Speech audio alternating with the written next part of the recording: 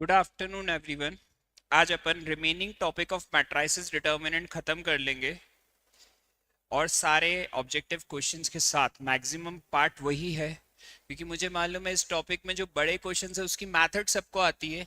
Main problem आती है कि वो ऑब्जेक्टिव में जो क्वेश्चंस आते हैं, दो तीन क्वेश्चंस, उनको कैसे कवर करना है। तो कल अपना प्रोडक्ट तक खत्म हो गया था। उसमें कोई भी अगर आपकी डाउट्स या कुछ है तो आप मुझे क्या कर सकते हो, भेज सकते हो।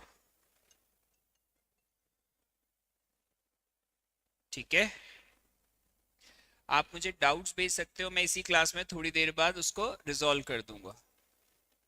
अभी अपन स्टार्ट करते हैं ट्रांसपोज से। जैसे एक ए मैट्रिक्स है, ABCDEF। इसका अगर मैं ट्रांसपोज करता हूं, ट्रांसपोज का ये मतलब है रो कॉलम में हो जाएगा और कॉलम रो में। Simple, this is your transpose. अगर आप ट्रांसपोज करते हो तो रो को कॉलम में कर देते हो और कॉलम को रो में। ठीक है, क्या ये सबको क्लियर है? अब इसके बाद इसकी कुछ प्रॉपर्टीज होती है। अगर ए ट्रांसपोज का ट्रांसपोज करें तो वो आपका होता है ए। ए ट्रांसपोज का ट्रांसपोज मतलब किसी मैट्रिक्स का ट्रांसपोज करा, उसको रीट्रांसपोज कर दिया, तो that would be equal to A. बहुत सिंपल टॉपिक है, स्कोरिंग टॉपिक है, ध्यान दो, क्लास में ही मैक्सिमम चीजें कवर हो जाएंगी।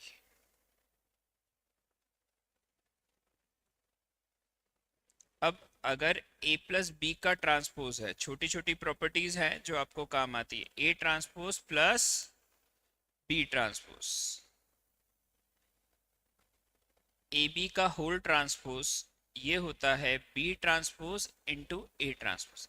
इंटू वाले में एक कंसेप्ट ध्यान रखना, हमेशा मैट्राइसिस में जब ए इंटू बी का होल ट्रांसपोज हो, ए इंटू बी का होल इनवर्स हो, इसका सिंपल बेसिक कंसेप्ट है पहले पीछे वाला बाद में आगे वाला। जो पीछे है वो आगे आ जाएगा और जो आगे है वो पीछे आ जाएगा। आप इतनी सी बात ध्यान रखोगे तो आपको याद रहेगा। ऐसे ही ए बी सी का whole transpose, C transpose B transpose A transpose. Simple. अब एक दो और इंपॉर्टेंट है जो अपन को आगे इनवर्स में पढ़ते वक्त भी पढ़नी है, पर अपन साथ में अभी भी लिखेंगे। ए इनवर्स का ट्रांसपोज ए ट्रांसपोज का होल इनवर्स होता है, ये बात आप ये याद रखेंगे। ठीक है, और ए इनवर्स का जो डिटर्मिनेंट होता है वो 1/a का डिटर्मिनेंट होता है।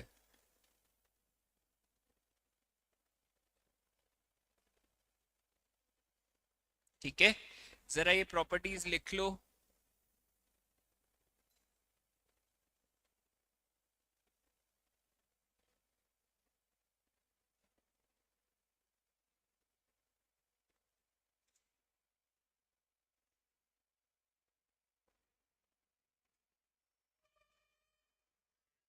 क्लास में आजा संस्कार।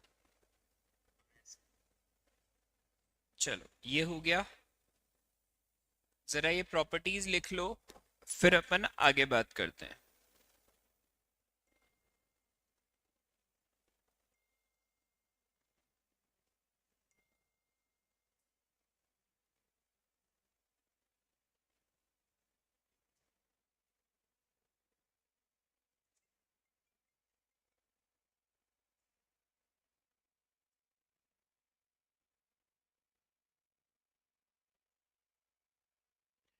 प्रूव दैट, सिर्फ एक क्वेश्चन ऐसा इसलिए करा रहा हूं कि आपका इजीली हो जाए।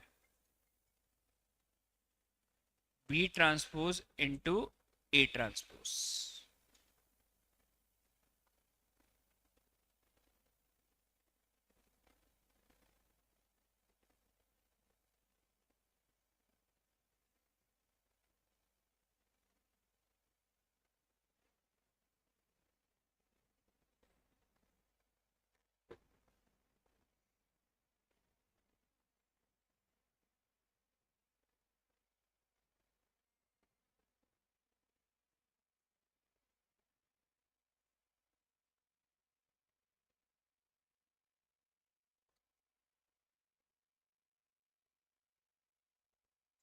इसमें अपन थोड़ी सी वैल्यूज चेंज कर देते हैं ए और बी की, उससे क्वेश्चन थोड़ा प्रॉपर बन जाएगा, क्योंकि ये सिंगल टर्म की जगह डबल क्वेश्चन हो जाएगा जो प्रिपेयर हो जाएगा।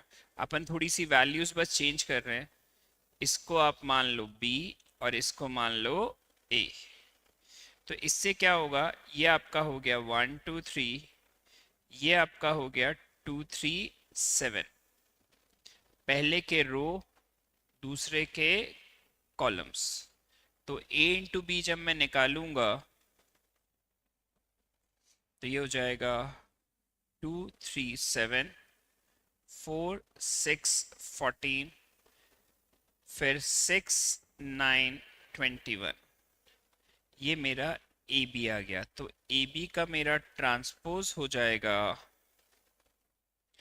2 4 6 3 6 9 7 14 21। ठीक है, जरा इसको लिख लो। मैंने थोड़ा फास्ट इसलिए करा है, मुझे भी मालूम है ये बहुत इजी टॉपिक्स है और ये सबको आते हैं। मेनली जो आप इस क्लास में करना चाहते हो वो है छोटे छोटे 1 मार्क के क्वेश्चंस, जो बस ये एक बार टॉपिक खत्म होगा तो मेरे वो स्टार्ट हो जाएंगे। वो जाके बहुत इंपॉर्टेंट पार्ट है। वो क्वेश्चंस में मैक्सिमम कोशिश करूंगा कि आपकी क्लास में ही कवर हो जाए। उसकी कॉपी बहुत सिस्टमेटिक बनाना कि लास्ट में वो याद रहे। बीच में कल से वही लिखवा रहा हूँ बेटा। कल भी मैंने क्या करा था, आप लोगों को 1 मार्क के क्वेश्चन जो बीच बीच में थे वो लिखवाए थे।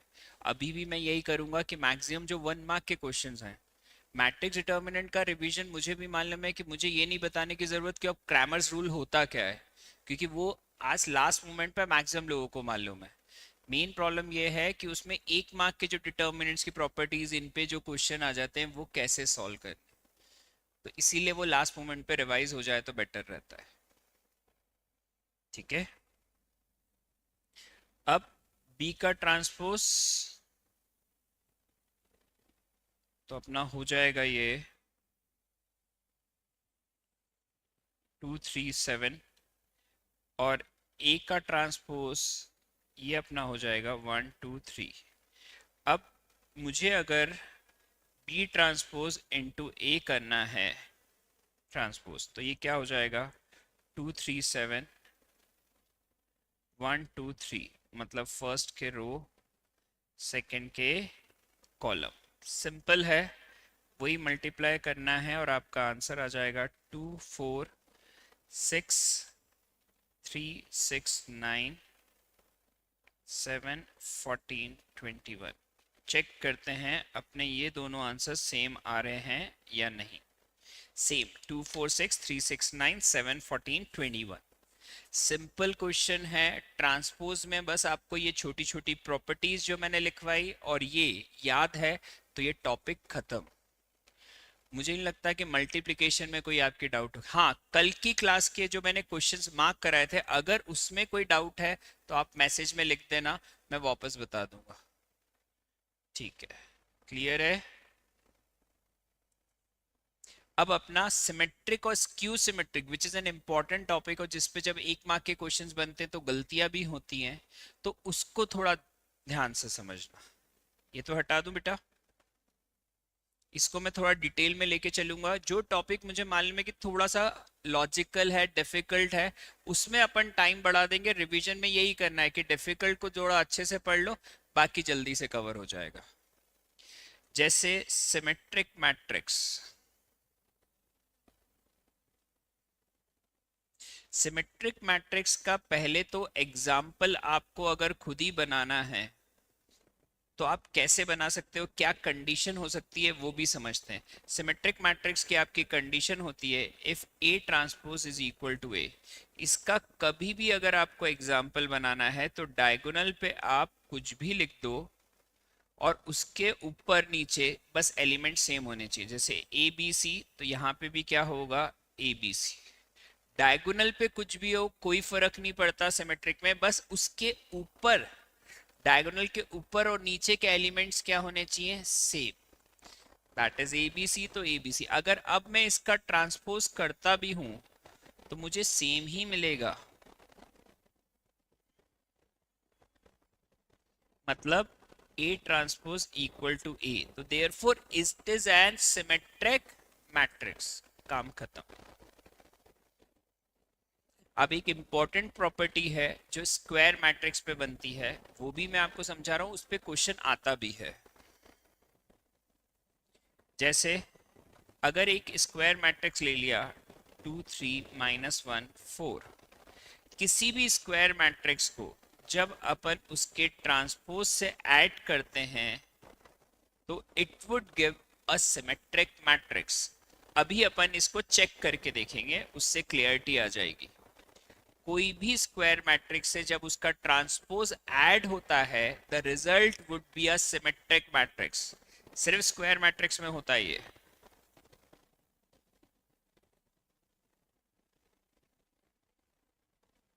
डिवाइड बाय 2, तो आपका p आ जाएगा 2 1 1 4। अब मैं अगर p का ट्रांसपोज भी करता हूं तो अगेन 2 1 1 4, तो therefore it is equal to p. p is a symmetric matrix. p is a symmetric matrix. ये वाला टॉपिक थोड़ा डिटेल में ले रहे हैं अपन बेटा। कंसेप्ट इतना ही है सिमेट्रिक का, फिर अब अपन स्क्यू सिमेट्रिक को डिस्कस करेंगे, हर चीज साथ में कंप्लीट करते हुए चलेंगे बेटा।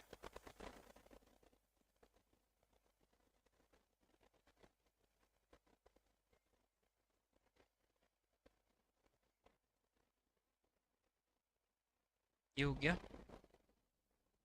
अब बेटा आता है आपका स्क्यू सिमेट्रिक मैट्रिक्स।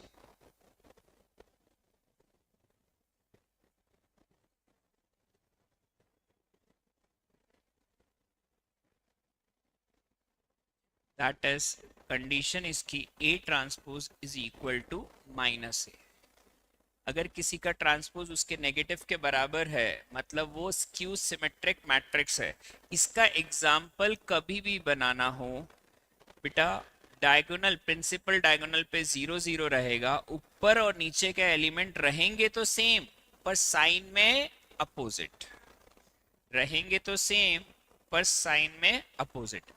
अब मैं इसका अगर थोड़ा सा 0 इधर लिख देता हूँ, पास हो गया A ट्रांसपोज, तो ये क्या हो जाएगा 0 1 -2, फिर ये आ जाएगा 1 0 3 2 -3 0। तो इसमें से अगर मैं माइनस साइन कॉमन निकालता हूँ तो ये हो जाएगा 0 1 2 -1 0 -3 -2 3 0, मतलब A ट्रांसपोज -A के बराबर।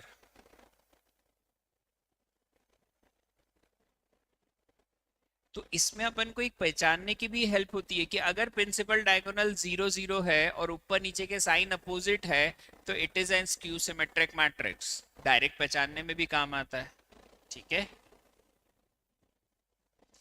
फिर अगर अपन वही स्क्वायर मैट्रिक्स लेते छोटा सा 2 3 -1 4, अगर कोई भी मैट्रिक्स में से उसका ट्रांसपोज माइनस कर दिया जाए तो वो स्क्यू सिमेट्रिक देता है। चेक करते हैं।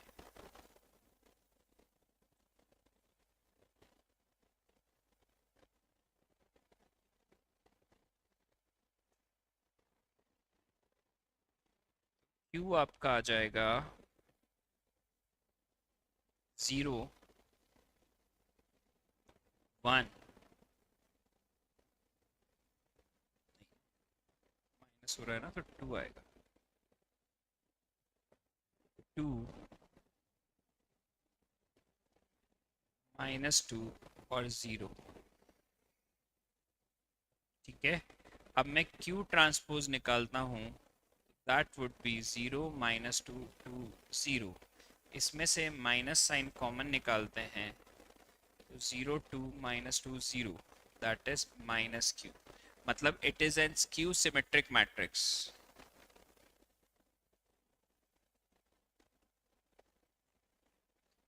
-1 माइनस माइनस प्लस होता है। अगर किसी को ये भी याद नहीं,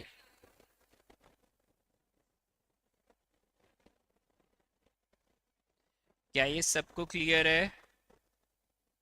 अब इसमें एक बहुत इंपॉर्टेंट कंसेप्ट बन जाता है मैं पहले उसको लिखता हूं, P plus Q is equal to square matrix A, मतलब symmetric plus skew symmetric equal to a square matrix.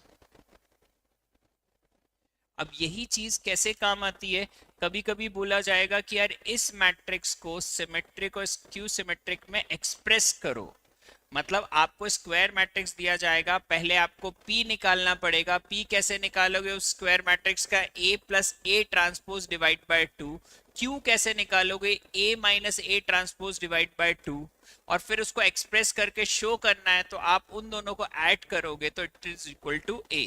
चाहो तो आप वापस चेक भी कर सकते हो, ऑब्वियस सी बात है, A plus A transpose divide by 2 और A minus A transpose divide by 2, तो that would be equal to A। क्या ये क्लियर है? तो ये तो आपका बेसिक कंसेप्ट ऑफ स्क्यू और है ना, ये कंप्लीट हो गया।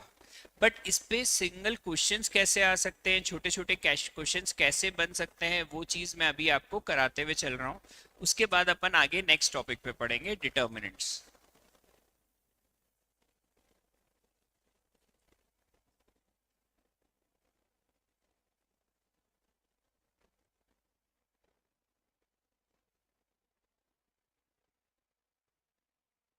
चल, एक छोटा सा क्वेश्चन करा रहा हूँ, ध्यान देना। A and B are symmetric.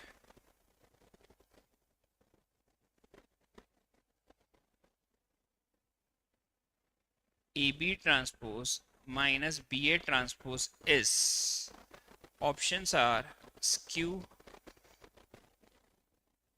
null, symmetric, D none of these। अब दिमाग लगाओ, क्योंकि मैं ऐसे छोटे छोटे क्वेश्चंस और ये सारी चीजें इसलिए करवा रहा हूँ साथ में ही, क्योंकि अपन टॉपिक वाइज उसको कंप्लीट कर पाए, नथिंग एल्स। क्या वो आपका टॉपिक वाइज साथ में ही कंप्लीट हो जाए।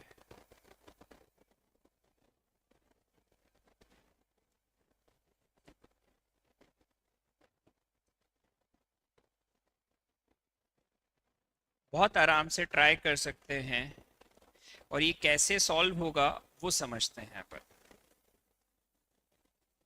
देखना, इसमें ये नहीं है कि हमेशा आंसर फिक्स ही आएगा, कुछ और भी आ सकता है, चेक करते हैं।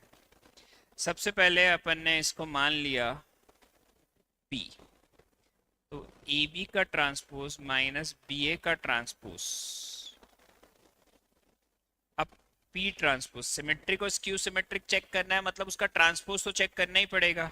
अब इसमें देखो, मैं वो छोटी छोटी प्रॉपर्टीज जो पहले लिखवाई थी वो सारी यूज करूंगा। फर्स्ट स्टेप मेरी हो जाएगी ए बी ट्रांसपोज का whole transpose minus B A transpose का होल ट्रांसपोज, तो दैट इज बी ट्रांसपोज का whole transpose A transpose minus A transpose का होल ट्रांसपोज बी ट्रांसपोज। तो पी ट्रांसपोज मेरा आ गया B A transpose minus A B transpose. इसमें पर अगर मैं माइनस साइन कॉमन निकालता हूं तो ये हो जाएगा ए बी का ट्रांसपोज माइनस बी ए का ट्रांसपोज। मुझे बताओ, ये तो नेगेटिव आ रहा है, अगर ये नेगेटिव आ गया तो ये कौन सा मैट्रिक्स बन रहा है, सिमेट्रिक कि skew symmetric? Skew symmetric. Minus आ गया तो अपन क्या लिखेंगे, स्क्यू सिमेट्रिक मैट्रिक्स। इस तरीके से आपको चेक करना भी आना चाहिए, ठीक है।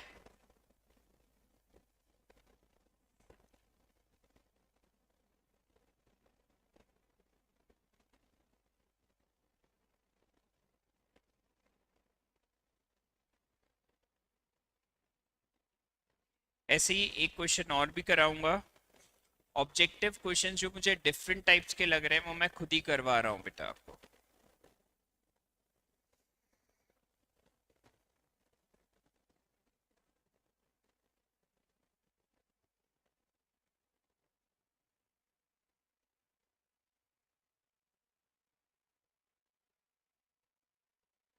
Is scalar matrix Sij equal to K.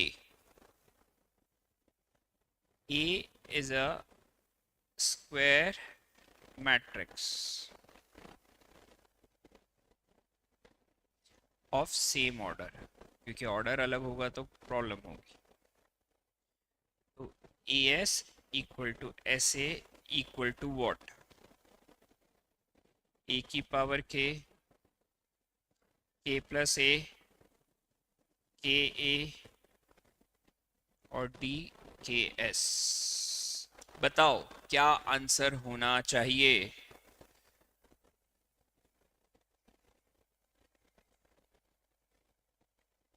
Simple answer है, बताओ. अब स्केलर क्वांटिटी का क्या मतलब होता है? सिंगल वैल्यू है. अगर k है तो उसका आंसर k आएगा, 5 है तो 5 आएगा, 7 है तो 7 आएगा. अगर कोई स्केलर क्वांटिटी किसी मैट्रिक्स से मल्टीप्लाई होती है तो उसका क्या रिजल्ट आता है? इट्स स्केलर इनटू मैट्रिक्स, तो रिजल्ट क्या आएगा? ka. खत्म. ये छोटे छोटे क्वेश्चंस अपन प्रिपेयर करते हुए चल रहे हैं. ठीक है.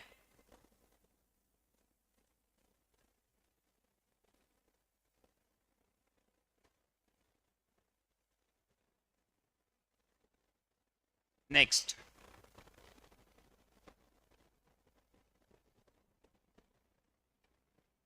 अगर आपको एक मैट्रिक्स दे रखा है 1 - 1 7 0 7 9 11 8 9,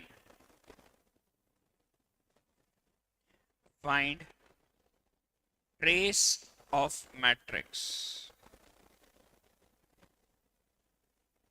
What is a trace of a matrix? Trace of a matrix अगर आपने नहीं भी सुना है तो आपको ये सिंपल सी बात याद होनी चाहिए. क्या ट्रेस ऑफ अ मैट्रिक्स होती है? The sum of the elements of the principal diagonal. कुछ भी नहीं है.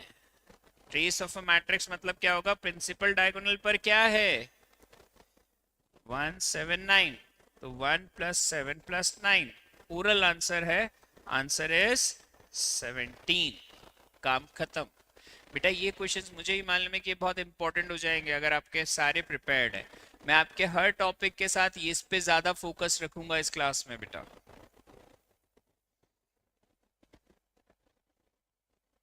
ऐसे ही इस टाइप का एक क्वेश्चन और पूछ रहा हूं.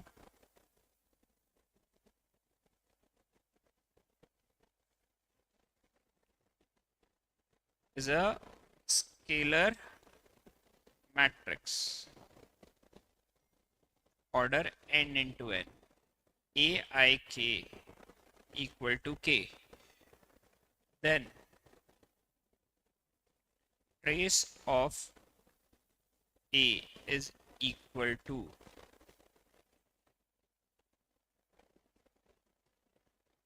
nk n plus k n by k d none. बताओ. सिंपल सी चीज है.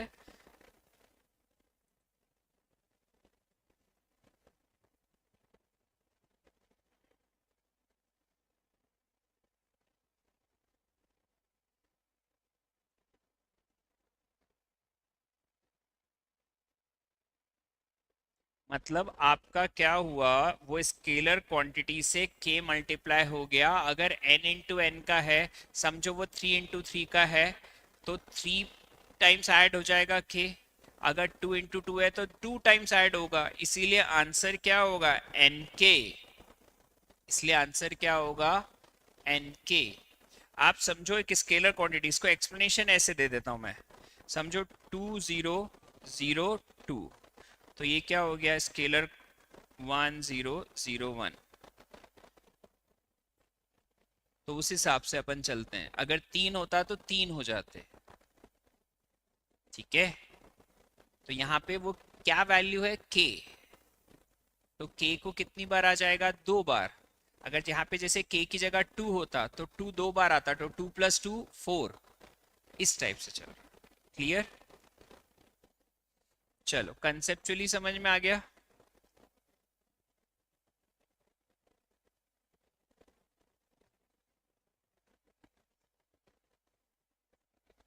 अच्छा है।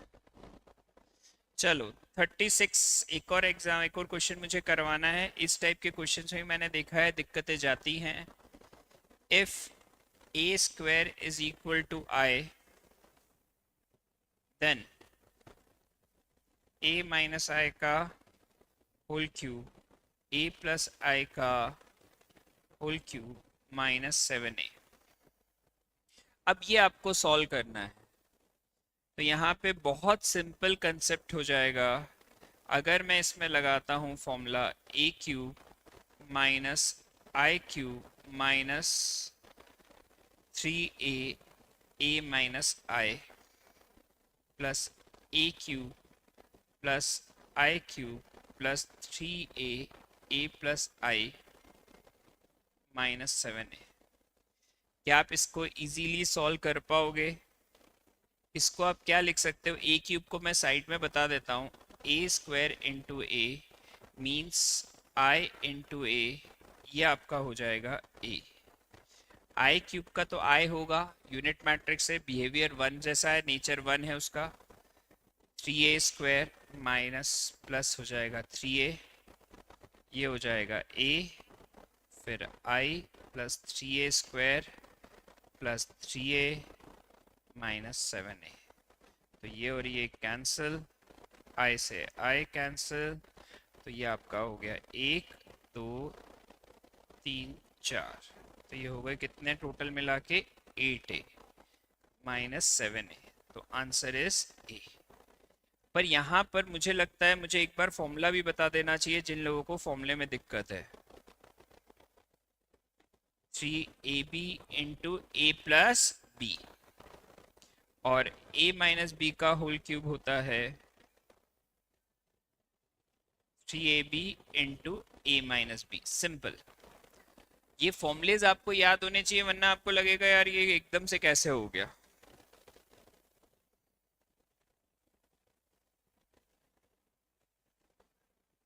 ठीक है, आंसर इज ए, बिल्कुल सही।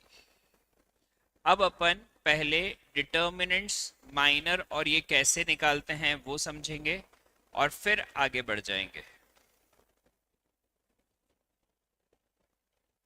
सिंगुलर मैट्रिक्स क्या होता है, ये सब चीजें डिस्कस करते हुए फिर आगे बढ़ जाएंगे।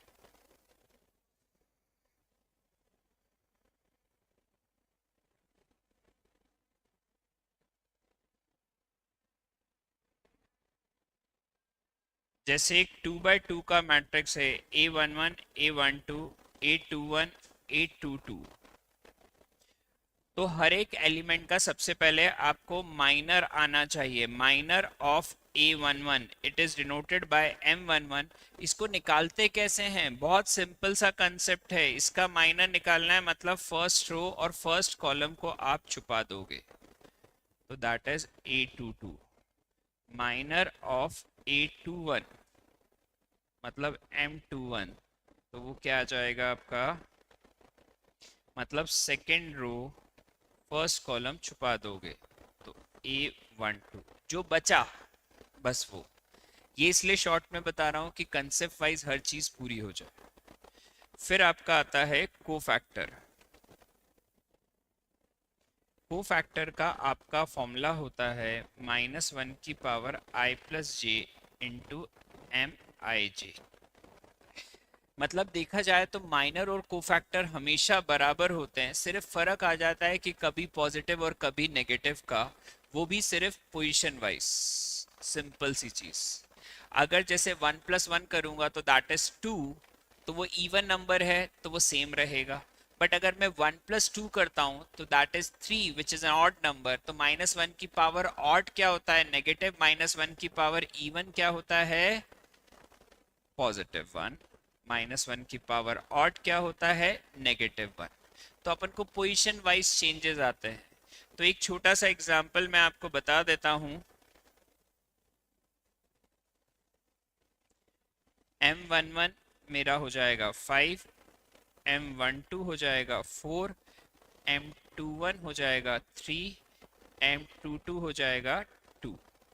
तो अगर मैं इसके कोफैक्टर्स निकालता हूँ तो C11 1+1 इवन नंबर आ रहा है तो वो सेम रहेगा। C21 निकालता हूँ तो वो साइन चेंज हो जाएगा। C12 निकालता हूँ तो साइन चेंज हो जाएगा।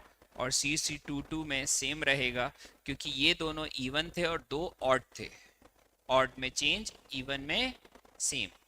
उनके सम को देखा जाता है, सम इवन है कि ऑड। नंबर्स पे मत चले जाना, बोला सर 11 तो ऑड है, आपने सेम लिख दिया। आपको सम पे जाना है। 1+1 दैट इज 2 तो इवन है। 2+1 3 तो ऑड है। ऑड और इवन पर ध्यान देना है, बाकी कुछ नहीं है। ठीक है, ये आपका 2/2 का हो गया। ऐसे ही मैं 3/3 का बताऊंगा और शॉर्टकट में आपको डिटर्मिनेंट्स कैसे कैलकुलेट करते हैं वो बता दूंगा। ठीक है,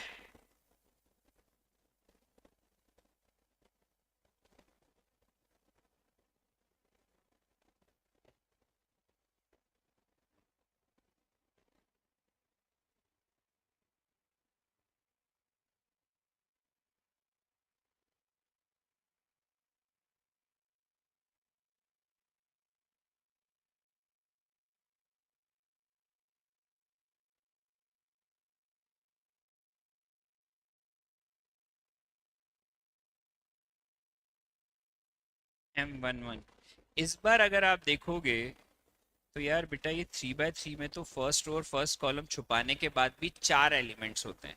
जब 4 एलिमेंट्स होते हैं तो इनको कैसे कैलकुलेट करते हैं?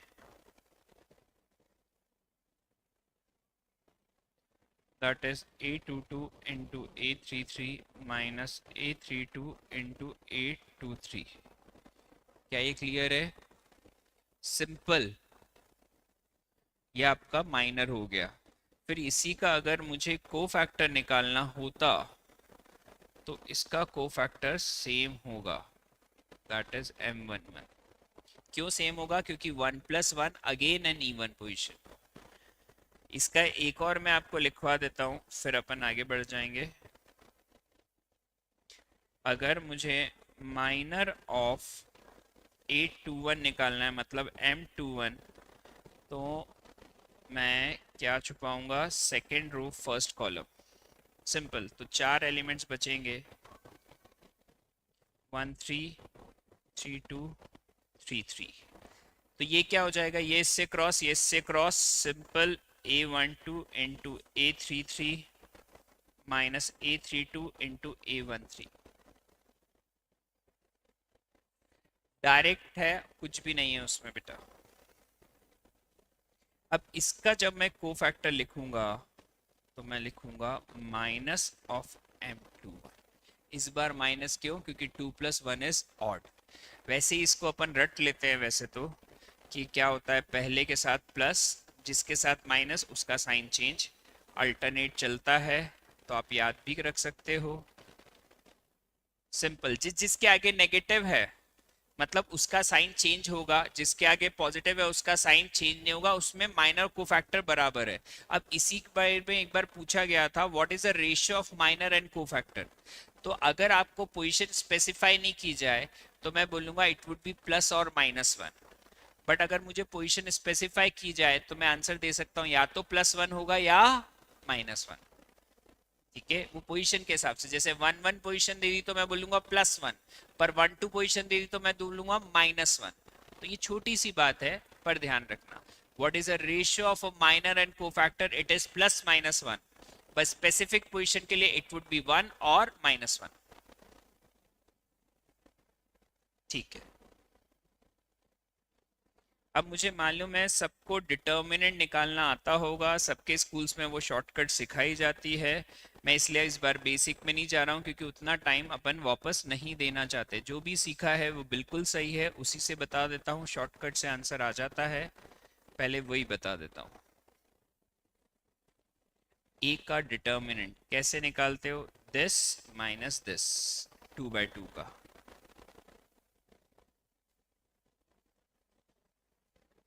मतलब अगर आपको दे दिया जाए 2 3 -1 4। तो ए का डिटर्मिनेंट अपना क्या आ जाएगा, 2 4 8 minus 1, -1 × 3 -3, answer would be 11। Simple.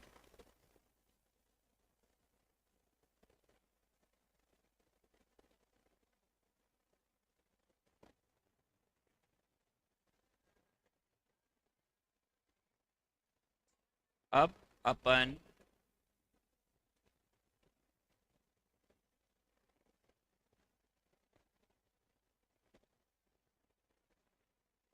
3/3 का भी शॉर्टकट समझ लेते हैं, वैसे तो याद होगा सबको। A11, A22, A23, A32, A33। ये कैसे, जब मैंने हमेशा फर्स्ट रो के हिसाब से लिया, तो A11 को लिया तो उसके फर्स्ट रो और फर्स्ट कॉलम को छुपा दिया, तो ये 4 एलिमेंट। A12 ऑड होती है पोजीशन तो नेगेटिव लगा देते हैं, फिर फर्स्ट रो और सेकंड कॉलम को छुपा दिया तो बचा A21, A22, A31, A32 and the last one A13। तो फर्स्ट रो और थर्ड कॉलम को छुपा दिया तो ये आपका आ गया A32।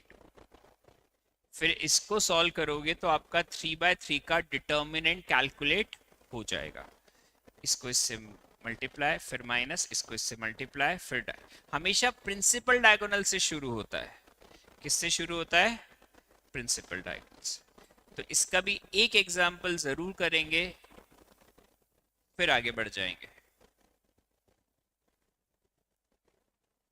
जल्दी से सभी जने। इसमें मैं टाइम दूंगा कि कैलकुलेशन सबका जल्दी से हो जाए।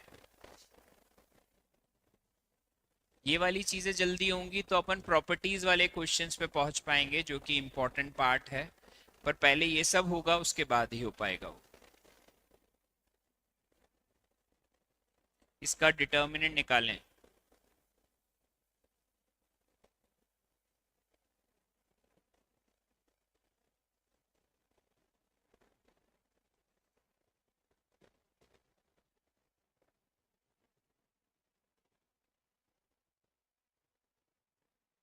-6, 2 1 4 -3,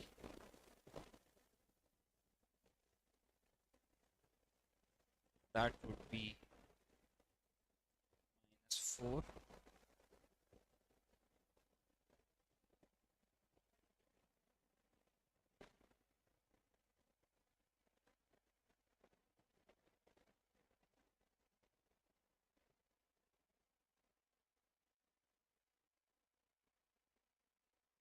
आंसर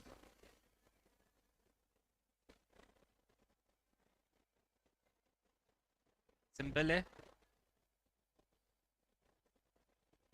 अब what do you mean by a singular matrix, इसका क्वेश्चन जरूर करेंगे अपन। एक क्वेश्चन जो मैं दूंगा और मैं चाहूंगा कि आप उसकी वैल्यू निकालो। पहले बताओ सिंगुलर मैट्रिक्स होता क्या है। सिंगुलर मैट्रिक्स सिंपल है, जिसका डिटर्मिनेंट जीरो हो उसे क्या कहते हैं, सिंगुलर मैट्रिक्स। तो इसमें कई बार वो एक्स कैलकुलेट करने को बोल देते हैं, वो कैलकुलेट करो और वैल्यू निकालो। तो अब मैं बता रहा हूं एक क्वेश्चन।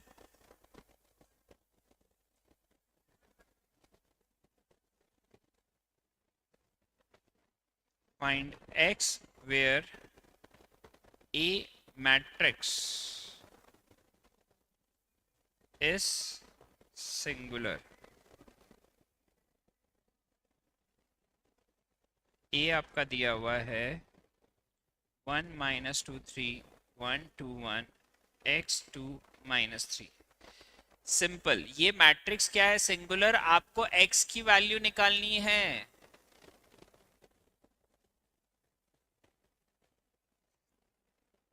तो मुझे लगता है ये कैलकुलेशन सब जल्दी से करके दे सकते हो।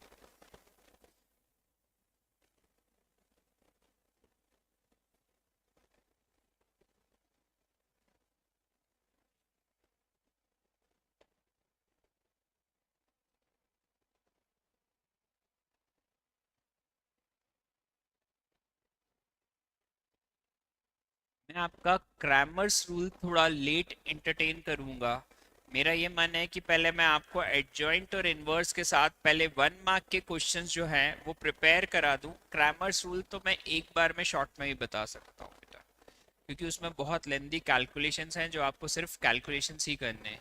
तो पहला मोटिव अपना ये है कि आपका ऑब्जेक्टिव वाला पार्ट अच्छे से कवर आउट हो जाए। ठीक है।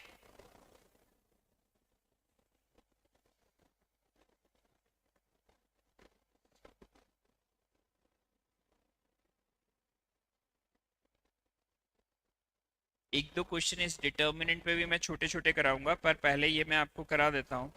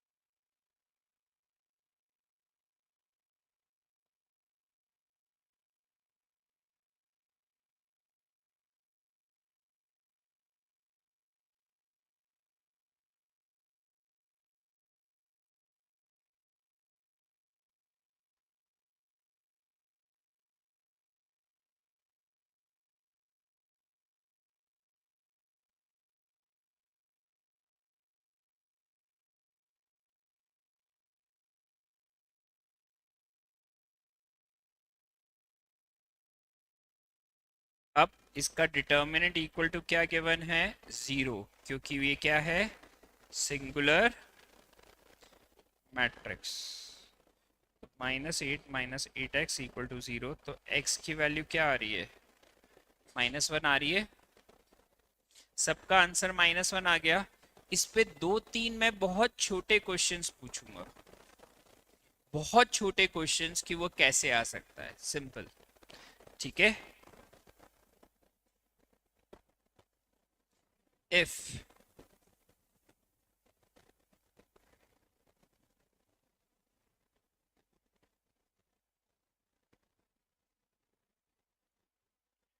then a का डिटर्मिनेंट बताओ। डायगोनल मैट्रिक्स का अगर मुझे डिटर्मिनेंट निकालना है तो क्या होगा? डायगोनल मैट्रिक्स का मुझे डिटर्मिनेंट निकालना है तो क्या होगा? सिंपल, डायगोनल मैट्रिक्स का जब भी डिटर्मिनेंट निकालना हो तो वो होता है 1 × 2 × 3 6। सिंपल। अगर डायगोनल मैट्रिक्स पे ए बी सी होता तो मैं बोलता A × B × C ABC। ये छोटी सी बात है पर याद होनी चाहिए।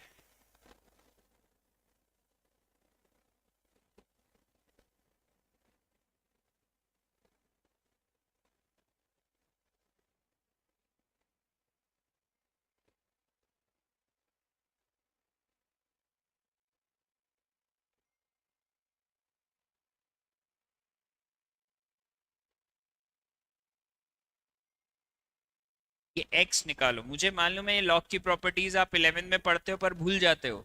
ये क्वेश्चन आ सकता है क्योंकि लॉग की प्रॉपर्टीज आपको अप्लाइड वालों को 11 में बहुत डिटेल में पढ़ाई जाती है। तो ये करके बताओ, बहुत सिंपल सा क्वेश्चन है। ये एक एक मार्क के क्वेश्चन है बेटा, सिंपल। अब यहाँ पे अगर इसका डिटर्मिनेंट निकालते तो ऐसा होता 2 log x -log x that is equal to a का डिटर्मिनेंट। तो ये आपका क्या हो जाता? 2 = log x। अब क्या होगा? अब प्रॉब्लम ये आती है कि अपन प्रॉपर्टीज याद नहीं रखते।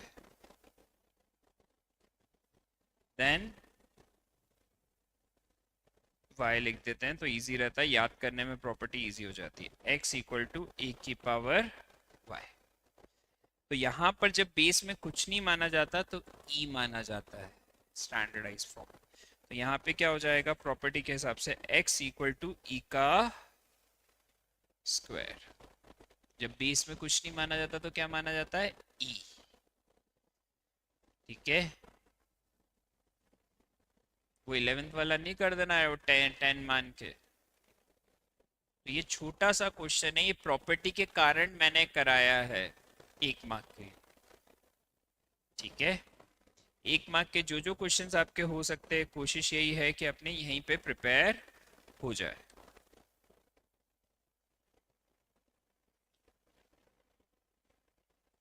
चलो मैं मान लूं यहाँ तक सबको क्लियर है। अब अपना सिर्फ एक ग्रामर्स रूल रह गया, पर उससे पहले एक छोटा सा क्वेश्चन जरूर होना चाहिए, एरिया ऑफ ट्राइंगल वाला, डिटर्मिनेंट वाला, क्योंकि वो भी 1 मार्क में आ सकता है। तो वो कंप्लीट कर लेते हैं, उसके बाद आगे बढ़ पाएंगे अपन।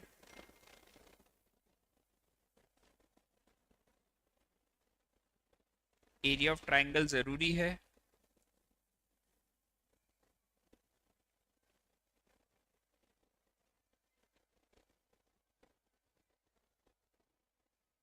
अगर आपके पास ट्राइंगल के 3 वर्टाइसेस हैं,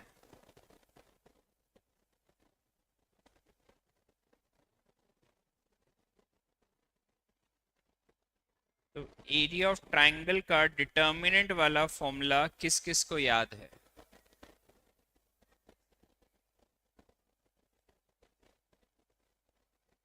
1/2 आता है।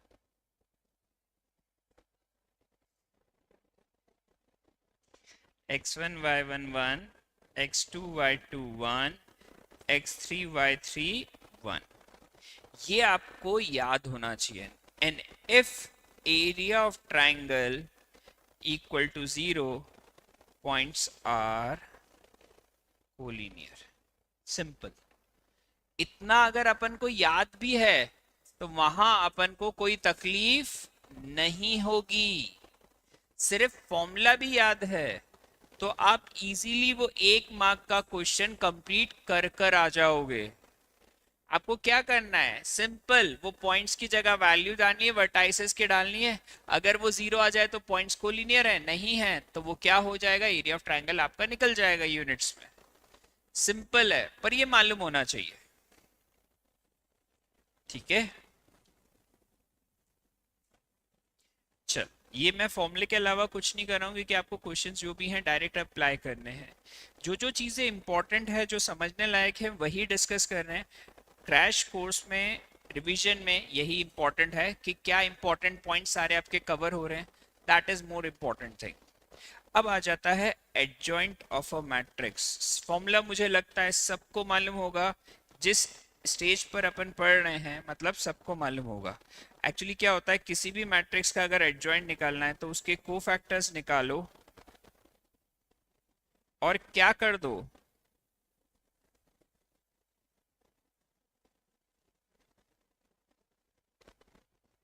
उसका ट्रांसपोज। सारे कोफैक्टर्स निकालने के बाद अगर उसका ट्रांसपोज कर दो तो वो क्या हो जाता है, adjoint.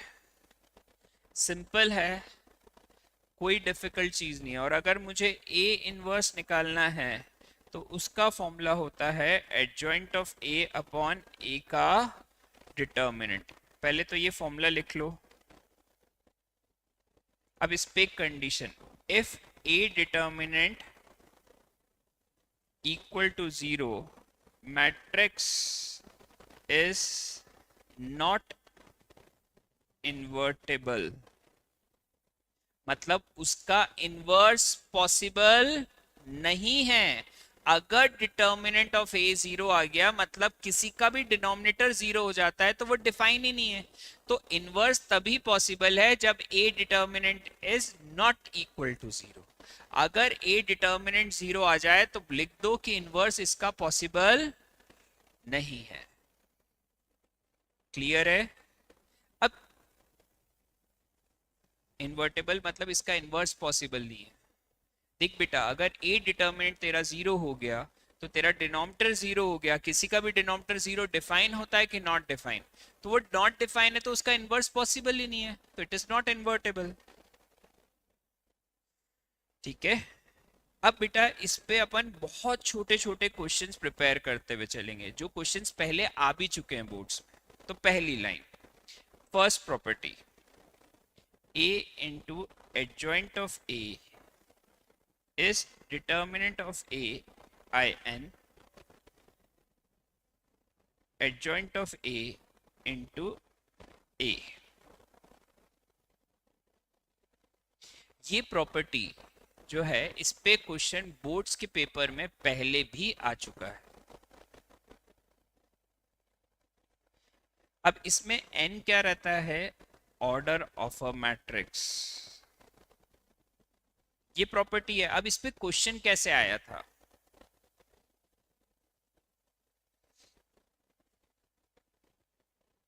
If a equal to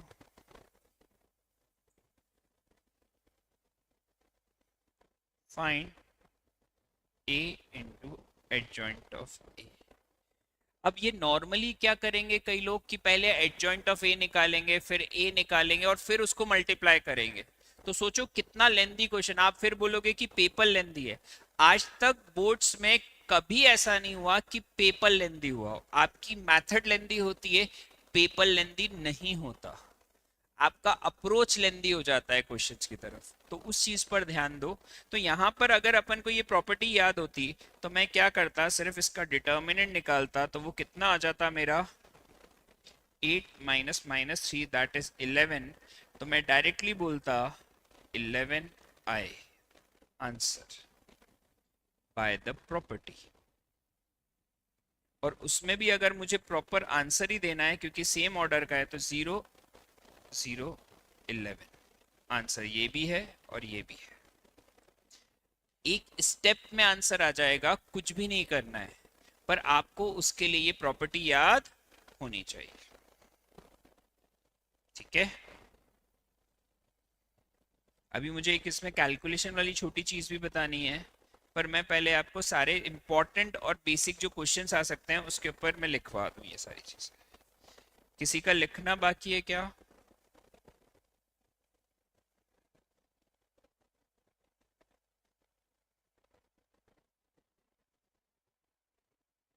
A inverse का इनवर्स भी क्या होता है, A, this is a simple concept, मुझे नहीं लगता कि बहुत ज़रूरत है, बट और सारी चीज़ें भी लिखवा देता हूँ। ए बी का होल इनवर्स, मैंने बार बार कहा है, पहले पीछे वाला बाद में आगे वाला।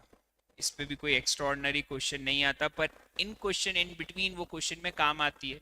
जहां आएगा वो एग्जाम्पल भी मैं एक कराने वाला हूँ, तो वो कंप्लीट हो जाएगा। और अगर यही आपका ए बी सी का होल इनवर्स, तो C inverse B inverse A inverse, जो सिंपल बेसिक पहले सबसे पीछे फिर बीच में फिर आगे। अब जो इम्पोर्टेंट है जिस पे क्वेश्चन भी आता है, एडजॉइंट ऑफ ए का डिटर्मिनेंट क्या होता है, ए के डिटर्मिनेंट की पावर n माइनस 1, ये इंपॉर्टेंट होता है। तो यहाँ पे क्या होगा, इस पे क्वेश्चन आता ही आता है, कई बार आ चुका है, तो समझ लेते हैं। If order of a matrix 3 into 3 determinant a equal to 5, find adjoint of a का डिटर्मिनेंट। सिंपल,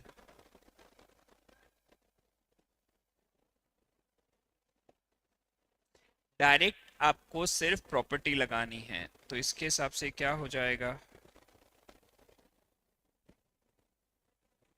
डिटर्मिनेंट ऑफ ए की पावर 3 माइनस 1, एन मतलब क्या होता है, ऑर्डर ऑफ अ मैट्रिक्स, तो 5 की पावर 2 दैट इज 25। सिंपल एक एग्जांपल ही लिख रहे हैं कि याद रहे कि ये प्रॉपर्टी याद है कि नहीं। एक मार्क का क्वेश्चन डायरेक्ट आ सकता है, आपको ये याद होना चाहिए।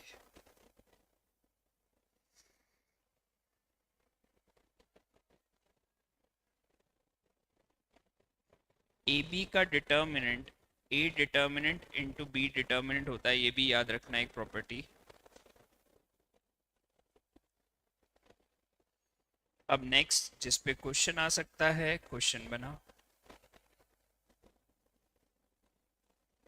उससे कोई फर्क नहीं पड़ता। डिटर्मिनेंट है ना, scalar quantity, 2 3 3 2 will not effect anything.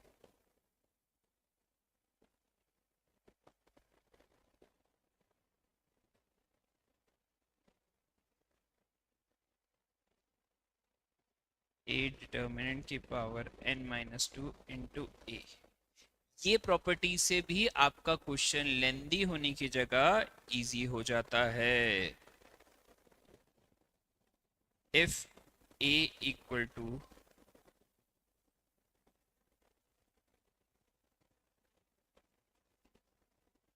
इससे तो फर्क ही नहीं पड़ेगा, अपन थोड़ा तो लेंदी लेना ही पड़ेगा।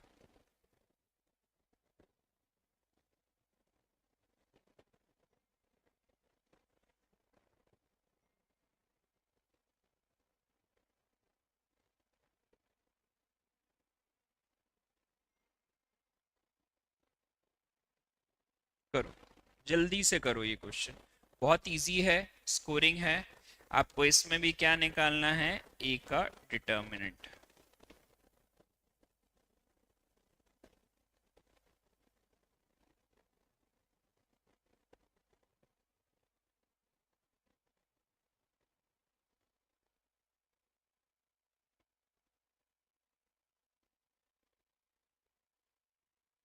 ए का डिटर्मिनेंट 1 आ गया तो ये क्वेश्चन ही इजी हो गया, क्योंकि यहाँ पर मैं जैसे ये प्रॉपर्टी को यूज करूंगा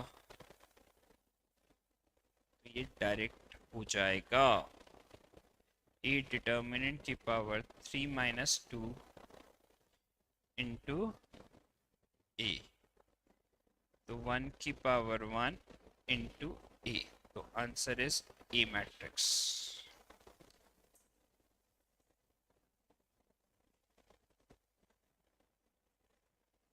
मैं आपको ऐसा नहीं कि क्रैमर्स रूल या बाकी क्वेश्चंस नहीं बताने वाला हूँ, पर मैं मेरे को भी मालूम है कि मेन इंटरेस्ट जो है वो ऑब्जेक्टिव का रहता है। वो 3-4 क्वेश्चंस आपके कवर हो जाते तो आपका कॉन्फिडेंस लेवल स्टार्टिंग में बढ़ जाता है।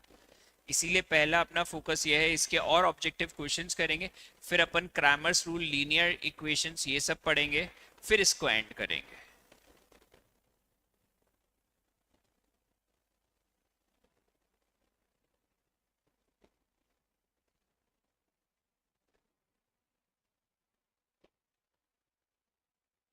का डिटर्मिनेंट, ये क्या होता है, ए डिटर्मिनेंट की पावर n-1 का होल स्क्वायर। ये सिंपल है। अब इसमें अगर आपके पास ये गिवन है तो इसके हिसाब से आप क्या कर सकते हो कि अपन ने एक कोई भी डिटर्मिनेंट ले लिया, ए मैट्रिक्स,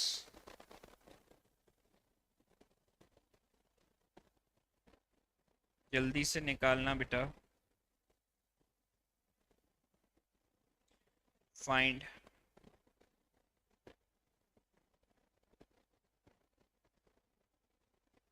का डिटर्मिनेंट, तो सबसे पहले अपन क्या निकालेंगे, ए का डिटर्मिनेंट। प्रॉपर लिख देते हैं इसको, कंफ्यूजन ना हो।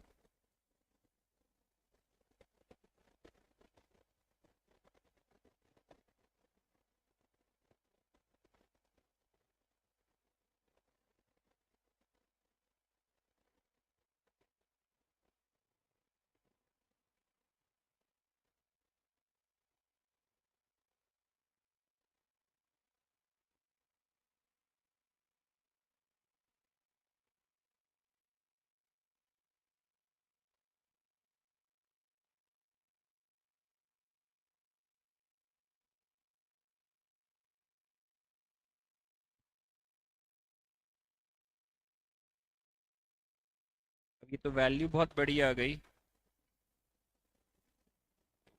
एडजॉइंट ऑफ ए, क्या, हाँ, 4-9,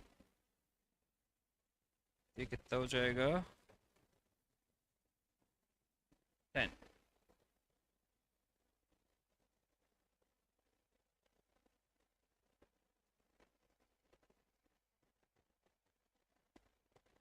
12, तो ये कितना हो जाएगा,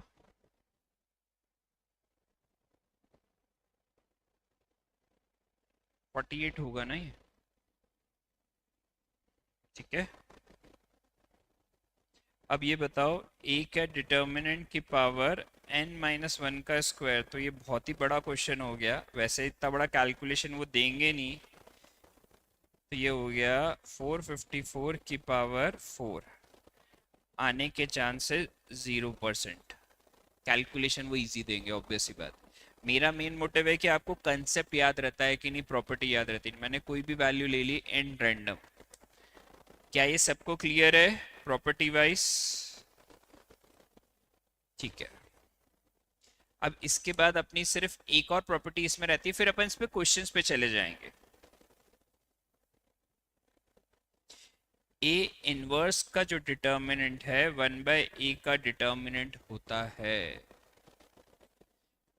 तो क्वेश्चन इस पे क्या आएगा? If a determinant equal to 5 find a inverse का डिटर्मिनेंट। डायरेक्ट ओरली आंसर बता सकते हो सभी। That is 1/5। खत्म। इतना सही है। अपन अब एक मार्क के क्वेश्चंस पे पहले फोकस करते हैं, फिर छोटी छोटे कैलकुलेशन चीजें हैं जो मुझे और बतानी है, वो करने के बाद अपन क्रैमर्स रूल और वो सब करेंगे बेटा।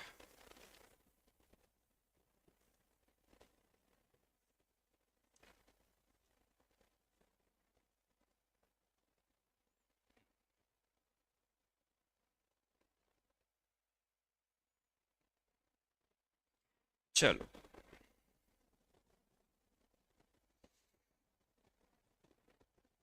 Determinant of B inverse A B equal to. देखते हैं कौन दिमाग लगाता है और बताता है जल्दी से।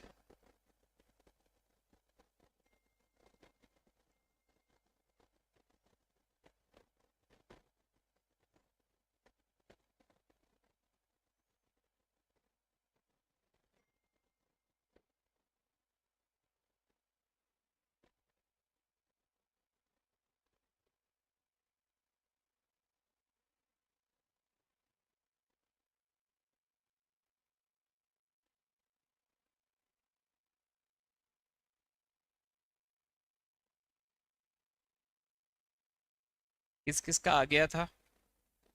बढ़िया। छोटी सी चीज है पर काम की है। डिटर्मिनेंट ऑफ ए आंसर आ जाएगा आपका।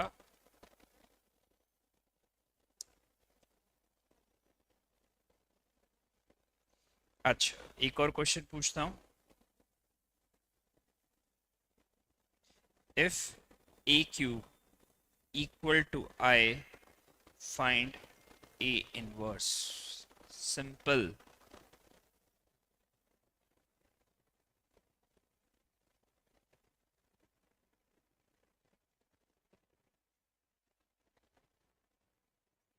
ए क्यूब अगर आई है तो आपको कुछ चीजें याद होनी चाहिए। A inverse into A I. Simple. Clear है? ये आपको याद होना चाहिए। और A inverse into I, A inverse. तो ए इनवर्स दोनों साइड मैंने मल्टीप्लाई कर दिया, तो A square equal to A inverse. Answer property wise कुछ था ही नहीं। ये क्या छोटे छोटे क्वेश्चंस अपन देख रहे हैं कि क्या क्या पॉसिबिलिटीज है।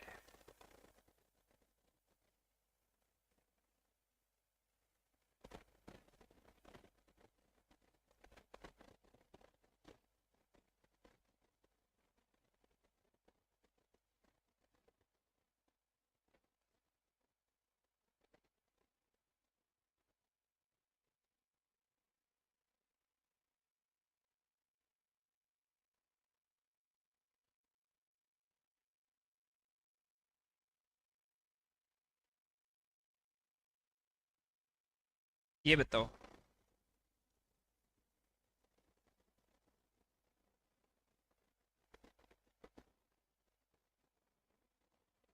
मुझे लगता है बाकी क्वेश्चंस इजी दे रखे हैं, इसमें हो जाएंगे तो फिर अपन मेन कंसेप्ट्स की तरफ चले जाते हैं। और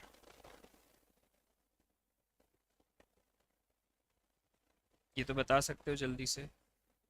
64। ए डिटर्मिनेंट की पावर 3 - 1। 8 का स्क्वायर 64।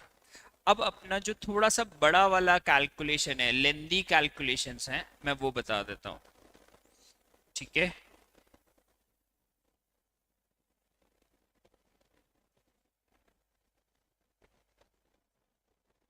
पहले मुझे इनवर्स में एक छोटा और कैलकुलेशंस है, जो लॉजिक है वो बता दूं, तो फिर मैं अपन आगे बढ़ पाएंगे इसमें। हाँ,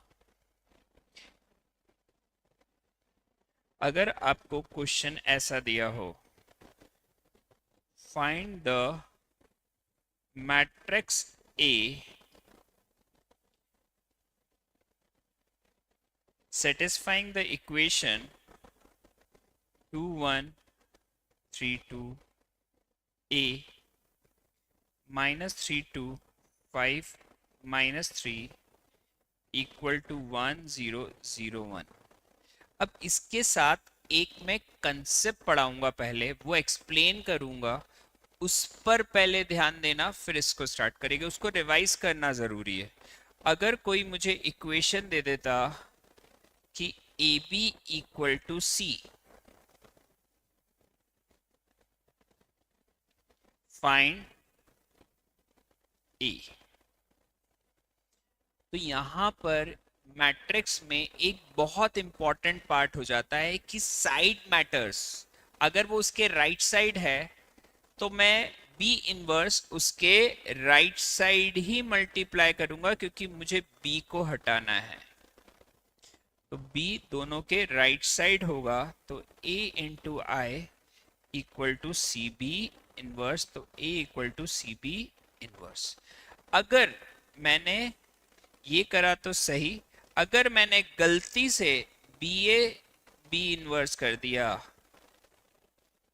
बी इनवर्स सी, तो ये रॉन्ग होगा। ये नहीं कर सकता, क्योंकि b अगर उसके राइट साइड मल्टीप्लाई में है तो b इनवर्स भी उसके राइट साइड होगा। अब इसी को एक और इक्वेशन से समझते हैं। समझो सी ए बी होता इक्वल टू डी। अब मुझे फाइंड ए फिर से करना है, तो मुझे सी और बी हटाना है। तो सी और बी को हटाने का एक ही प्रोसीजर है कि यार उनके इनवर्स मल्टीप्लाई कर दूं।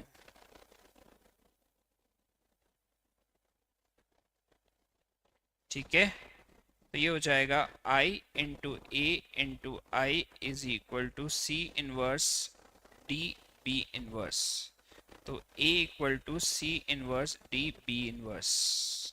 मतलब आपने देखा, मैंने डायरेक्शन का बहुत ध्यान रखा। ये एक छोटा सा कंसेप्ट है, पर कंसेप्ट वाइज अपन को याद होना चाहिए।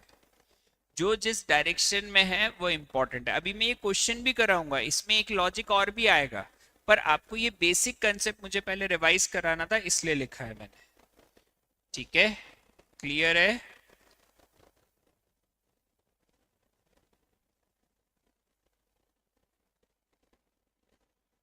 ये सब ने लिख लिया होगा तो ये खत्म होगा, क्वेश्चन खत्म होगा। फिर अपना क्रैमर्स रूल है, लीनियर इक्वेशन वाले क्वेश्चंस हैं साइमल्टेनियस, वो कंप्लीट हो जाएगा।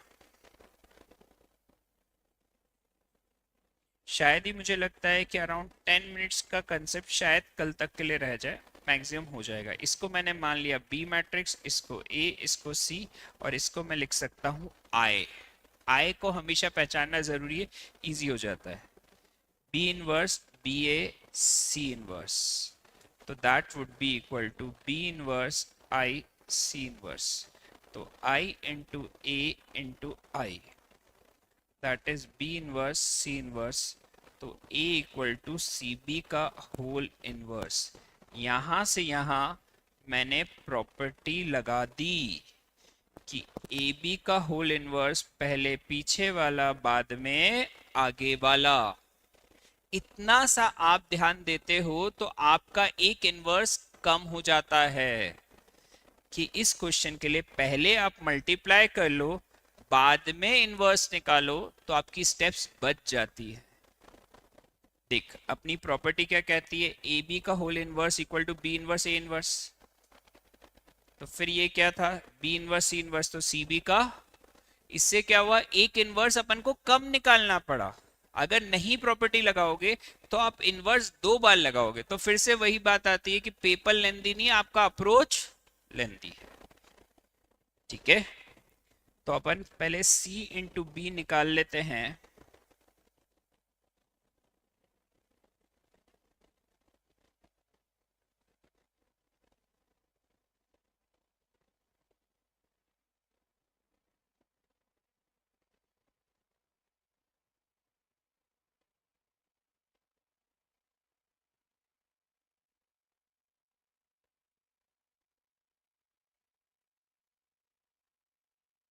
तो सी बी आपका क्या आ रहा है, 0 1 1 -1। तो एडजॉइंट ऑफ सी बी -1 -1 -1 0 का ट्रांसपोज।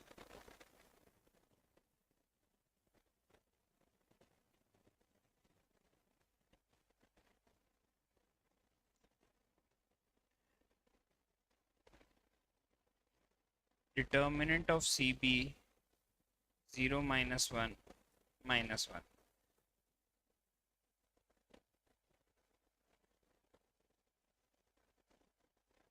सी बी का इन्वर्स हो गया फिर 1 1 1 0। तो ए की वैल्यू चेक करो, 1 1 1 0। चेक कर लेते हैं, 1 1 1 0 परफेक्ट। क्या ये सबको आ गई? ये वैल्यूज, ये प्रॉपर्टी का यूज करना, छोटे से लॉजिक को भूलना नहीं, जब भी आय दिखे तो उसे पहचानना, वरना भी लेंदी कर दोगे क्वेश्चन। तो ये छोटी छोटी बातें हैं जो अपन को याद रखनी है।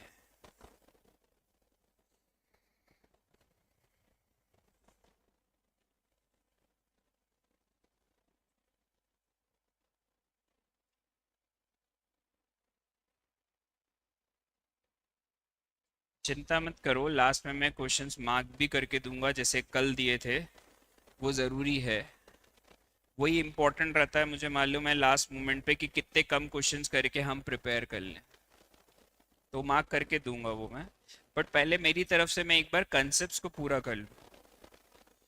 जैसे आपके पास दो इक्वेशंस गिवन होती है,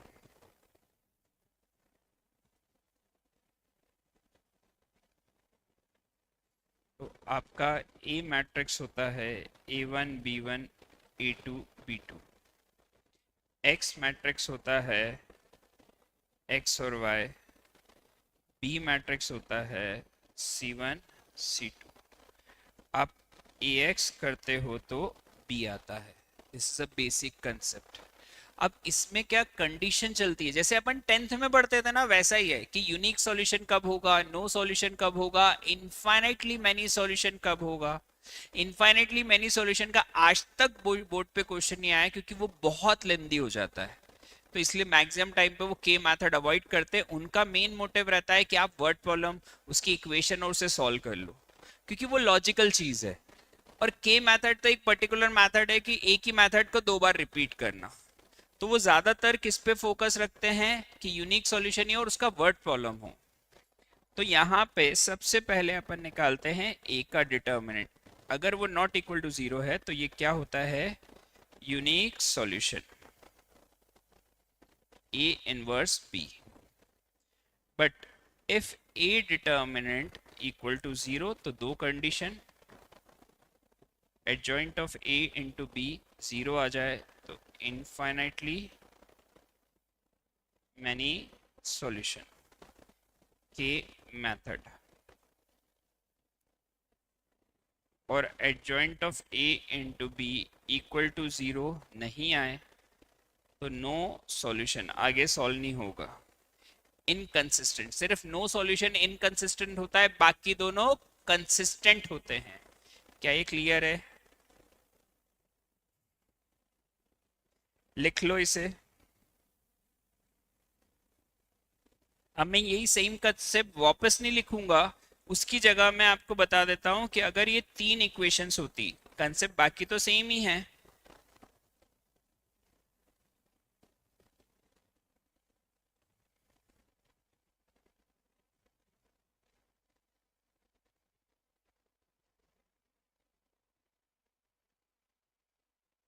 इसमें सिर्फ आपके ए बी और एक्स की वैल्यू चेंज हो जाती है।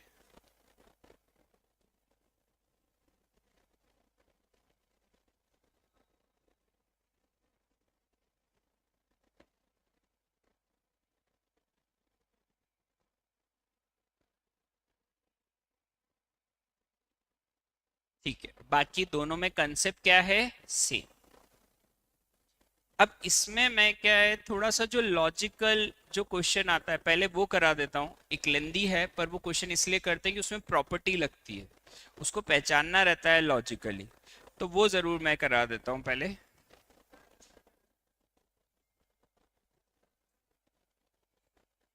ठीक है, किसी का लिखना बचा है तो मुझे बता दो।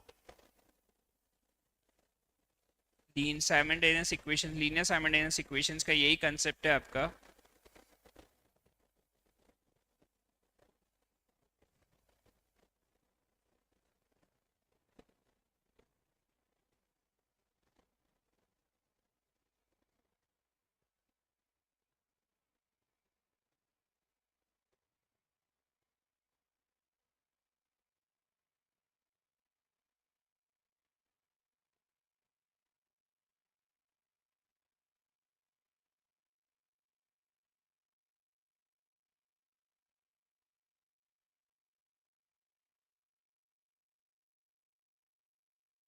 ठीक है, अब ये तीन इक्वेशंस गिवन है। सबसे पहले तो एक बात सुन लो, अगर वो आपको डबल क्वेश्चन देते हैं तो कभी कोई ऐसा क्वेश्चन वेटेज में आ नहीं सकता कि जिसमें 3/3 के दो इनवर्स निकालने पड़े। अगर वो आता है तो वो वेटेज के ही बाहर हो जाएगा। तो ऑब्वियस सी बात है, आपको इस क्वेश्चन में ये समझना है कि अगर वो आपसे पहले ए इनवर्स निकाल रहे हैं तो उस ए इनवर्स को यूज करके आपको इक्वेशन सॉल्व करनी है। This is an important concept. ऐसा नहीं होता कि एक क्वेश्चन में दो ए इनवर्स निकालने को आ जाए। तो आपको क्या करना है, जो ये ए इनवर्स आप कैलकुलेट करोगे उसी को यूज करके इक्वेशन सॉल्व करनी है। तो मुझे लगता है अब इतने क्वेश्चंस के साथ आप सभी ए इनवर्स निकाल सकते हो। मुझे आप ए इनवर्स निकाल के बता दो तो बेटर रहेगा। मैं वैसे ना डायरेक्ट लिखते हुए चलूंगा कि कोफैक्टर्स क्या हैं। C11 आएगा 4, C12 आ जाएगा -5, C13 आ जाएगा 1, C21 आ जाएगा आपका 2, C22 आ जाएगा 0, C23 आ जाएगा -2, C31 आ जाएगा 2, C32 आ जाएगा 5, C33 आ जाएगा 3। अब ये कोफैक्टर्स आ गए तो आपका एडजॉइंट ऑफ ए आ जाएगा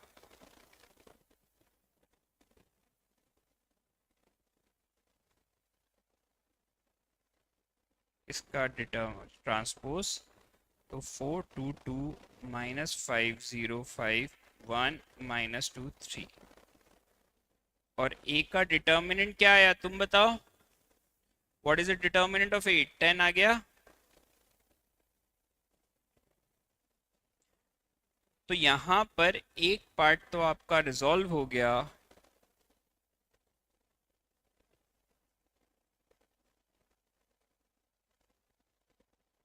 ये तो इजी है, ये मुझे नहीं सिखाना, ये आपको आता है कि ए इनवर्स।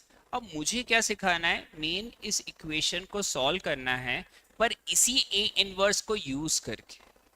तो यहाँ पर थोड़ा सा ऑब्जर्वेशन आपकी काम आती है। ऑब्जर्वेशन कैसे काम आती है कि यार जब मैं एक्स वाई जेड के कोएफिशिएंट से मैट्रिक्स बनाता हूँ तो मुझे दिखता है इसमें 1 2 1 -1 1 और 1 -3 1। तो ये ए नहीं है, ये ए का क्या है, ट्रांसपोज। तो मैं उसको ए के ट्रांसपोज से डिनोट करूंगा।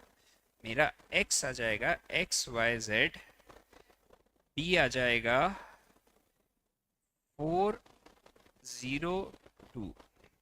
ये इंपॉर्टेंट है। अब मेरी इक्वेशन बन जाती है A ट्रांसपोज का x is equal to b। तो x इक्वल टू हो गया A ट्रांसपोज का होल इनवर्स b। अब मैंने आपको एक प्रॉपर्टी कल ही लिखवा दी थी कि A ट्रांसपोज का होल इनवर्स ए इनवर्स का ये प्रॉपर्टी से क्या हुआ, मुझे इनवर्स नहीं निकालना पड़ा। मेरी नेक्स्ट स्टेप में मैंने क्या कर दिया कि x निकालने के लिए मैंने कर दिया 1/10 4 माइनस 1 माइनस 5 1 2 0 माइनस 2 2 5 3 और इनटू में 402। सिर्फ उसका ट्रांसपोज करके मैंने लिख दिया ए इनवर्स का। इससे क्या फायदा हुआ कि मेरा कैलकुलेशन वाला टाइम बच गया, इसीलिए वो वेटेज के अंदर आ गया। छोटी सी बात है पर ये ध्यान रखने वाली बात है। इस टाइप का एक और क्वेश्चन है जिसमें लॉजिक काम आता है, फिर बस आपका क्रैमर्स रूल मुझे है जो बताना है फॉर्मूले वाइज। मुझे लगता है वो बहुत इजी है और सब कर भी पाएंगे।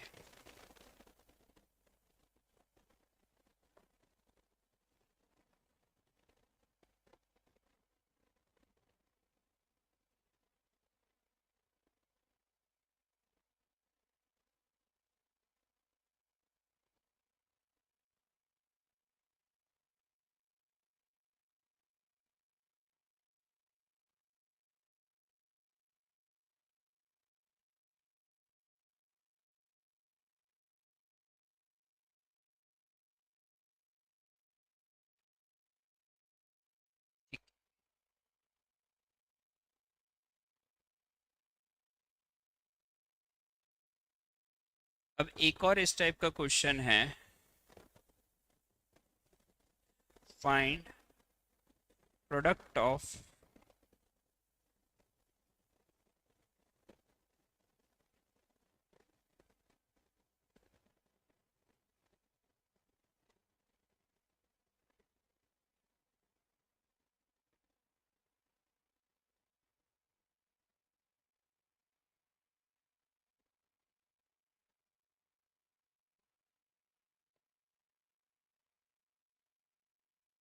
एंड सॉल्व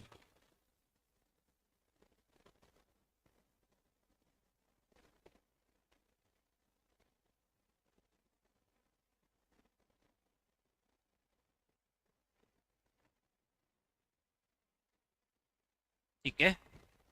पहले आपको इसका प्रोडक्ट निकालना है, तो भैया प्रोडक्ट तो निकाल लेते हैं। मैं थोड़ा सा डायरेक्ट कर रहा हूँ क्योंकि यार इतनी बार अपन प्रोडक्ट कर चुके हैं, सबको आता है, तो एक स्टेप बचाने के लिए मैं यहीं पे कर देता हूँ। इनका प्रोडक्ट क्या आएगा,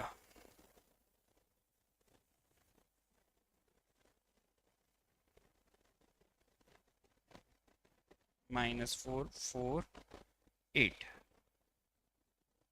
ठीक है। फिर क्या आ जाएगा 4 -8 +4, फिर क्या आ जाएगा -4 -8 +12।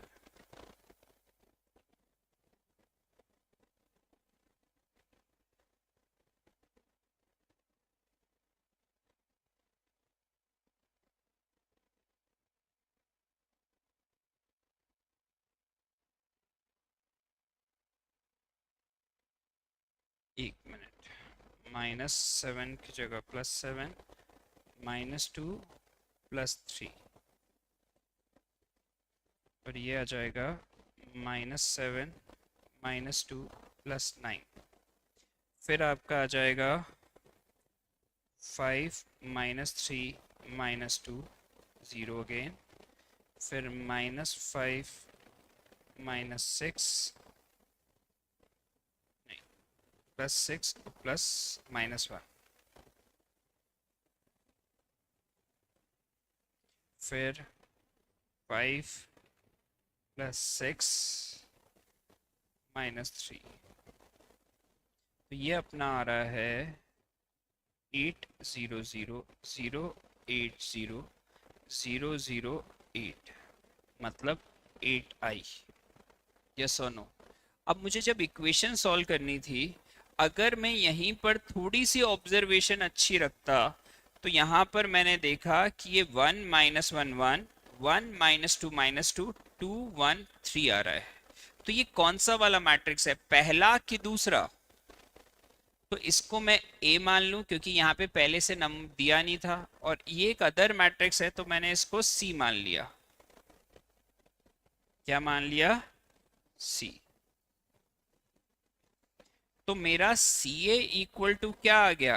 8i। अब इक्वेशन सॉल्व करने के लिए मुझे क्या चाहिए? A inverse.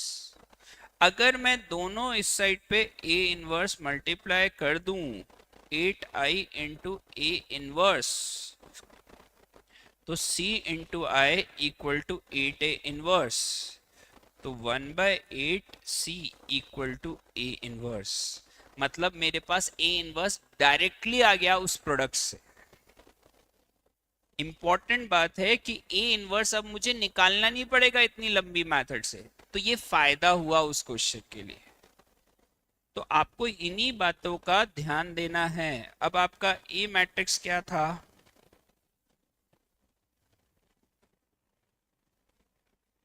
2 1 3। एक्स क्या है? X Y Z. बी क्या है? 491। तो x आपका हो गया a इनवर्स b, मतलब 1/8 c की वैल्यू अपने पास है -444 -713 5 -3 -1 और 491। सॉल्व करो, आंसर निकाल लो। पर आपको इसका मेन मोटिव समझ में आया? मोटिव यह था कि उस प्रोडक्ट को यूज करके इक्वेशन सॉल्व करना। ठीक है, कई कई बार आपको वर्ड प्रॉब्लम दे देते हैं, उसे सॉल्व करना, तो आप इजीली कर सकते हो। अब अपना कंसेप्ट वाइज सिर्फ एक चीज बच गई, क्रैमर्स रूल। ठीक है, क्रैमर्स रूल लिख लेते हैं क्योंकि मुझे लगता है उसके क्वेश्चंस इजी रहते हैं। फिर मैं आपको बस क्वेश्चंस मार्क करा दूंगा आपकी बुक में से, एमएल में से। ठीक है,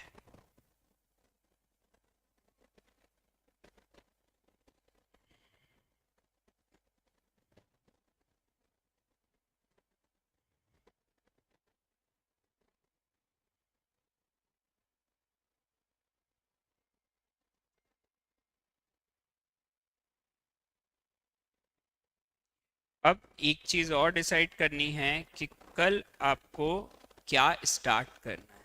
we can start with the application of differentiation, जिसमें हायर ऑर्डर से शुरू होते हुए टेंजेंट, नॉर्मल और वो सब हो, और फिर आपका इंटीग्रेशन शुरू हो जाए, या इंटीग्रेशन से स्टार्ट करके पहले उसकी एप्लीकेशन, पर जो भी आप पहले चाहो। तो जब तक आप अपने व्यूज दे सकते हो बेटा। डिटर्मिनेंट बेसिक पहले, तीनों का कोएफिशिएंट,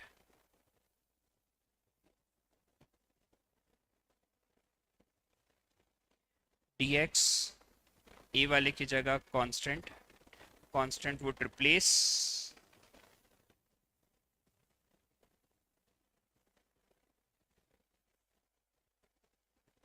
अब इसकी जगह कांस्टेंट,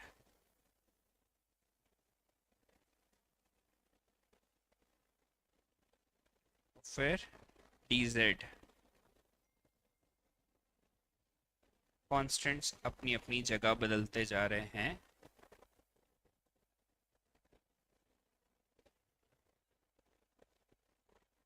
सजेशन दे सकते हो सब बेटा। x होता है dx/d, y होता है dy/d, और z होता है dz/d। डिटर्मिनेंट्स निकालो, काम खत्म। क्रैमर्स रूल्स यही है, सिंपल सा रूल है, सभी कर सकते हैं। डायरेक्टली अप्लाई करना है, कुछ भी नहीं है उसमें। हाँ, क्या चाहते हो तुम लोग? सबसे पहले डिफरेंशिएशन से ही चालू करें, फिर वो लगातार इंटीग्रेशन, फिर डिफरेंशियल इक्वेशन पूरा। ठीक है, डिफरेंशिएशन में भी हायर ऑर्डर से शुरू होगा, मतलब कल की क्लास से पहले आपको बेसिक डिफरेंशिएशन रिवाइज करके आना है, वो बहुत इंपॉर्टेंट है। ठीक है, अब मैं आपको सिर्फ क्वेश्चंस मार्क करा देता हूं।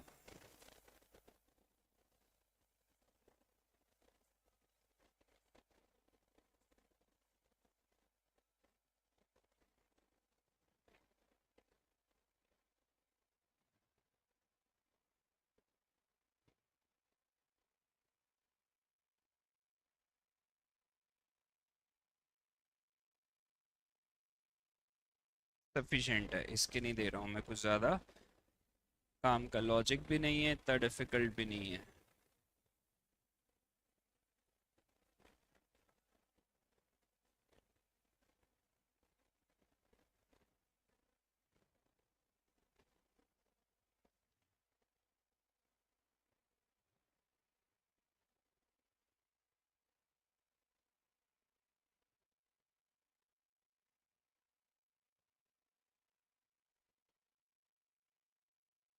सफिशिएंट है ये भी।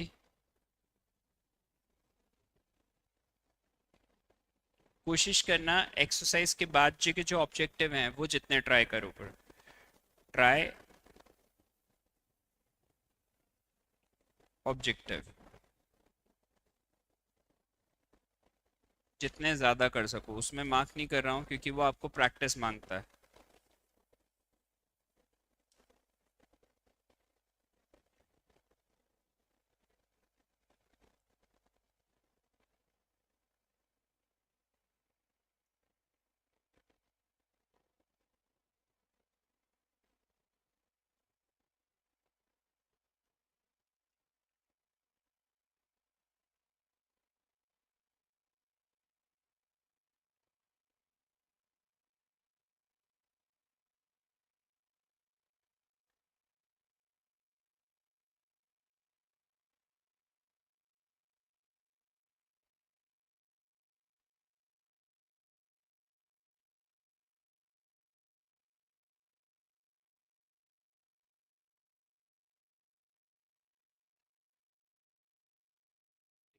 पहले 8।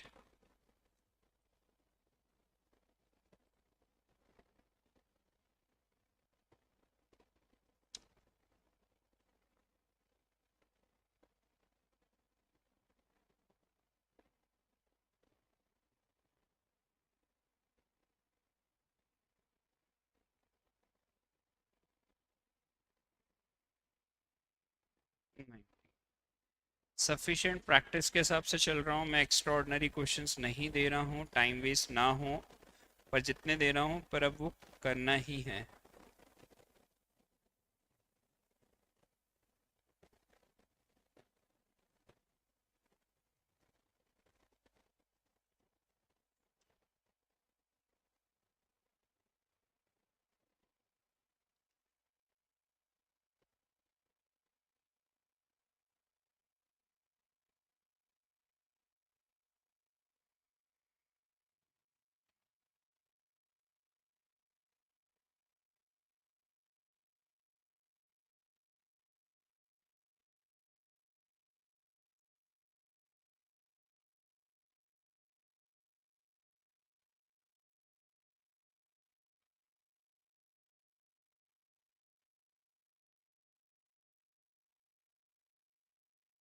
ये सब एग्जाम्पल्स हैं, तो सही कर देता हूँ।